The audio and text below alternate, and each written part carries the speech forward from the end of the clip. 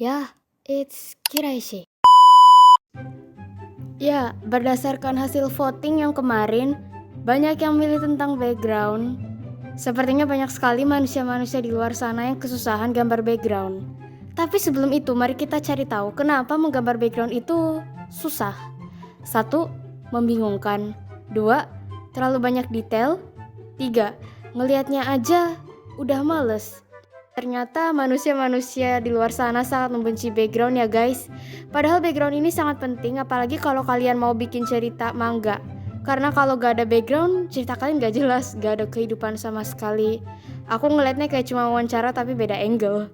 Oh ya, BTW, background ini terbagi menjadi dua ya guys. Background pertama yaitu background alam. Background yang kedua yaitu background kota atau kayak background yang furnitur gitu guys.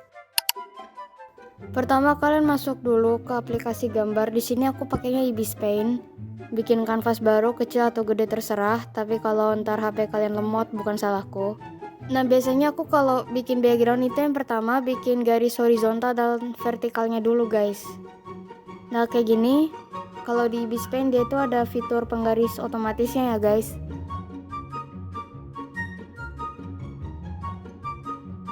Aku bikin yang alam dulu karena rata-rata manusia di luar sana sangat nolep. Jadi touch the grass.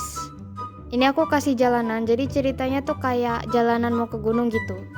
Ini aku juga kasih 2 gunung.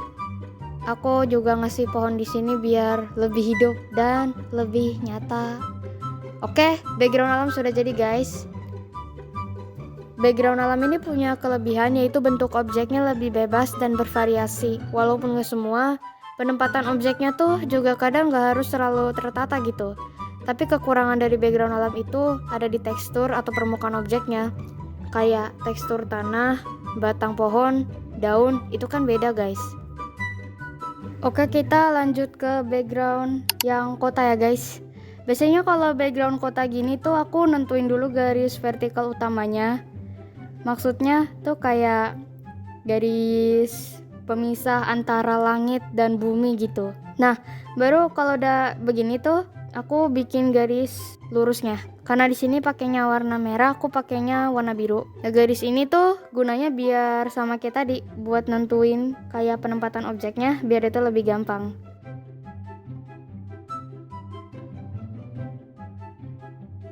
Oh ya BTW, garisnya ini tuh juga bisa buat perspektif ya guys. Jadi kalian bisa nentuin perspektif dari garis vertikal ini. Tapi karena di sini aku males pakai perspektif, jadi ya kita bikin background biasa aja. Di sini aku mau bikin kayak furnitur kamar gitu atau ruangan.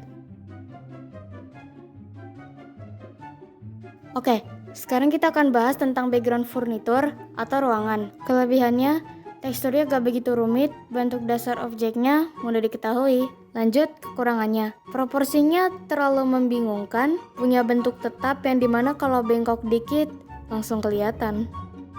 Sekilas emang background kota atau ruangan emang yang paling susah. Jadi aku rekomen kalian belajar buat background alam dulu. Tips untuk latihan background adalah redraw atau tracing. Kalian bisa pakai referensi artis lain atau halaman manga untuk latihannya. Pertama, kalian tracing dulu backgroundnya. Terus kalian observasi bentuk apa aja yang ada di background itu. Ini agar kalian lebih mudah dalam membuat bentuk objek di background, karena setiap objek punya bentuk utama. Setelah tracing dan observasi, berikutnya coba untuk menggambar background yang tadi. Tapi kalian kali ini gambar sendiri, redraw lah istilahnya. Kalau kalian masih agak lupa sama bentuk aslinya, kalian bisa ulangi tracing background yang tadi. Baru kalian buat backgroundnya tapi gak boleh melihat gambar yang tadi. Dan ulangi sampai lancar. Sampai kalian ini bisa membangun yang namanya visual library. Bentar.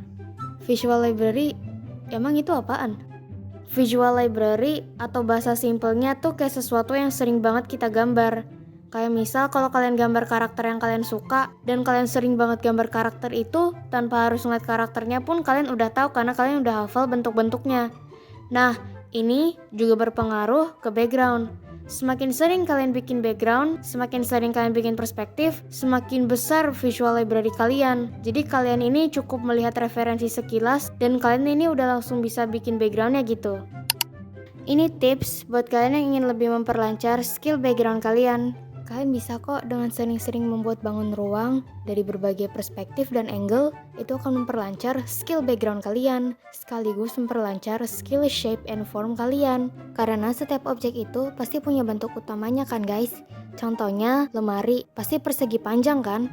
Terus habis itu jangan ragu-ragu buat tracing gambar orang atau background orang lain, karena ini akan memperlancar muscle memory kalian. Sebenarnya selama statusnya kalian masih latihan atau buat latihan doang sih nggak apa-apa ya guys, tapi kalau kalian benar-benar pengen ngepost, pastikan buat kredit yang aslinya atau seenggaknya diubah sedikit lah. Oke, sisanya ya latihan terus. Karena kalau kita ingin mencapai satu tujuan, kita harus melalui proses yang sangat panjang dan menegangkan.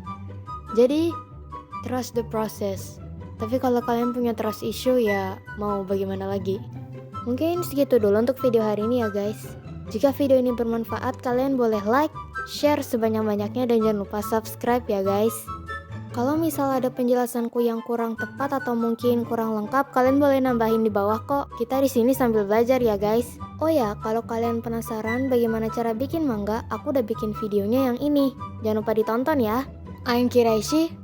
See you later.